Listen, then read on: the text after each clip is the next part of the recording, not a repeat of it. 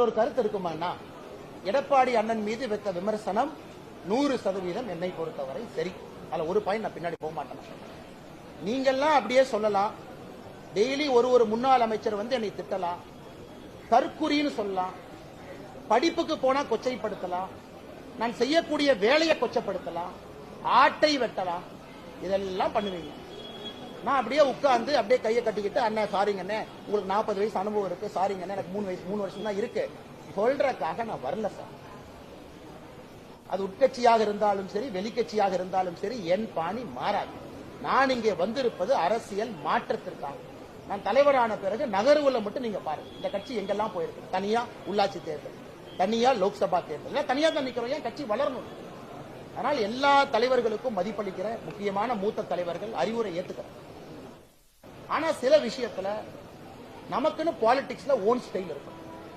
நம்ம எல்லாத்தையும் காப்பிடிக்க ஆரம்பிச்சோம்னா எந்த வழியில போறோம்னே தெரியாம இங்கே மாட்டிக்கும். அவர்களுடைய கையக்கால பிடிச்சு பதவிக்கு வந்தா அண்ணன் எடப்பாடி பழனிசாமி அவர்கள் சொன்னாங்க. அப்ப இன்னைக்கு பேசக்கூடிய தலைவர்கள் எங்க போனாங்க? அந்த தலைவர்கள் பேசியிருக்கலாமே. கையை காலை பிடித்து வந்தார். என்னது வேலை செய்யாம உழைக்காம வந்தன. விடிய விடிய படிச்சது எனக்கு தெரியுமல், விடிய விடிய பால் கறந்தது எனக்கு தெரியுமல், விடிய விடிய எங்க அப்பாவோட மம்முட்டி பிடிச்ச கை என்ன காப்பு கச்சிருக்கு பாருங்க, 20 வருஷம் ஆனாலும் அது எனக்கு தெரியுமல். அதனால இது அது கேட்க வரல. பதில் சொன்னா பதிலடி இருக்கும். அப்படித்தான் பத்திரிகை நண்பர்களுக்கு நான் பிஹேவ் பண்ணேன். கேள்வி கேட்டா பதில், எப்பாச்சும் நோ கமெண்ட், சாரி, பிளீஸ். எனக்கு தவிர்க்க தெரியும். அது மக்களை ஏமாத்துற வேலை. என் உள்ளத்தில் இருக்கிறத நான் பேசல, எதுக்கு அரசியல்வாதியா இருக்கணும். Sorry, no comment, next day பாத்துக்கலாம், சாரி நண்பரே. எப்ப நான் பேசியிருக்கேன்? எந்த கேள்வி எதை பற்றி கேட்டாலும் பதில் சொல்றேனே. அது தப்பா சரியா எனக்கு தெரியாது. நான் காலம்தான் முடிவு பண்ணேன். அதனால அண்ணன் எடப்பாடி பழனிசாமி அவர்கள் என்ன பேசுறாங்க, அதிமுக அமைச்சர்கள் இன்னைக்கு கையா முய்யோ நேற்று வந்து கும்பிடுறாங்க, உருவபொம்மையை தொலாய் எரிக்கிறாங்க. அவங்கள எங்க போனாங்க இத்தனை நாளா? ஆபாசமா நீங்க பேசுவீங்க, நான் திரும்ப அதே பாணியில் நான் பேசினா கோவம் வந்துடும். ஏன் கோவம் இருக்கு? சரி, 70 வயசு இருக்கக்கூடியவர் சொல்றாரு அரசியல் அனுபவம் எங்களுக்கு இருக்குன்னு ஜெயக்குமார் என்ன சொல்றாரு. 70 வயசு இருக்கக்கூடிய மனிதர் எடப்பாடி என்ன பேசின பேச்சு சரியா?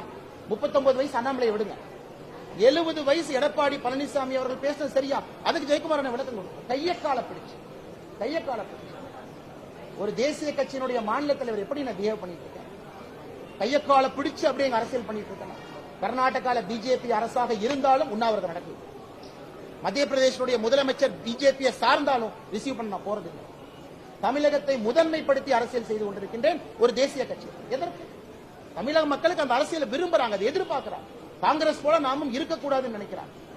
ஆனால் இவர்கள் இந்த கையோ முய்யோன்னு கத்துறதெல்லாம் விட்டுட்டு, அதிமுகவினுடைய தலைவர் இன்னைக்கு என்ன ஆகி போச்சுன்னா, 70 வயசுக்கு மேல சில தலைவர்கள் டை அடிச்சுட்டு இளைஞன் நினைச்சுக்கிறாங்க. இன்னைக்கு இருக்கக்கூடிய முன்னாள் அமைச்சர்கள் டை அடிச்சா இளைஞன் நினைச்சுக்கிறாங்க. இளைஞன் டை அடிக்கிறது இல்ல, பேச்சுல, செயல்ல, வீரத்துல, ஆற்றல்ல, மக்கள்கிட்ட பேசக்கூடியதுல தான் இருக்கோ தவிர டை அடிக்கிறதுல இளைஞர் பண்பு கிடையாது. மறுபடியும் சொல்லிக்கிறேன், பேசுறீங்கன்னா திரும்ப பேசுங்க. இன்னைக்கு இது போன்ற அநாகரிகமான அரசியல் நீங்க நினைச்சீங்கன்னா போறதுக்கு எனக்கு விருப்பம் கிடையாது. நான் இங்கே வந்திருப்பது மாற்றம். நல்ல விஷயத்தை பேசுவோம், வேலை வாய்ப்பை பத்தி பேசுவோம், நீர் மேலாண்மை பத்தி பேசுவோம், சட்டம் ஒழுங்கை பத்தி பேசுவோம். பேசுறதுக்கு என்னைய விடுங்க, அதுக்கு வாங்க போட்டி போட்டு பேசுவோம். உங்களுக்கு என்ன விஷன் ஃபார் தமிழ்நாடு, பிஜேபிக்கு என்ன விஷன் ஃபார் தமிழ்நாடு பேசுவோம். மக்கள் மன்றத்தில் வைப்போம்.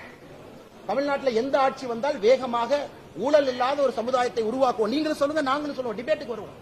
அதை விட்டுட்டு நான் பழைய பஞ்சாங்கத்தை தூங்கி 1960, 70, 80 பேசிட்டு. அதனால் என்னை பொறுத்தவரை நியாயமா இருக்கணும்னு நினைக்கிறேங்கன்னா அந்த பக்கமும் அந்த நியாயமும் நேர்மை இருக்கும்.